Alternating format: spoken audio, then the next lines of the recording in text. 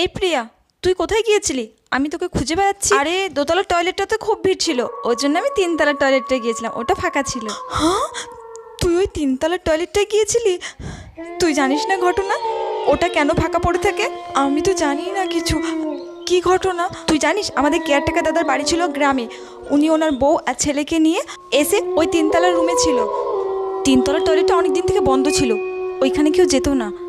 অনেক বছর আগে নাকি ওইখানে একটা দুর্ঘটনা হয়েছিল, সেই থেকে এইভাবে চলতে চলতে হঠাৎ একদিন সন্ধ্যাবেলায় ছেলেটাকে আর কোথাও খুঁজে পাওয়া যাচ্ছিল না। সব ঘর তন্ন তন্ন করে খোঁজা হয়েছে, কিন্তু ওই তিনতলার টয়লেটটা ওটা তো খোলা হয়নি, ওটাতে অনেক দিন থেকেই বন্ধ পড়েছিল। তারপর ওই তিনতলার টয়লেটটা খুলে দেখা হয়, ওখান থেকে ছেলেটার লাশ পাওয়া যায়। হ্যাঁ রে, আমিও শুনেছি ওইখান থেকে ফুপিয়ে ফুপিয়ে কান্নার আওয়াজ।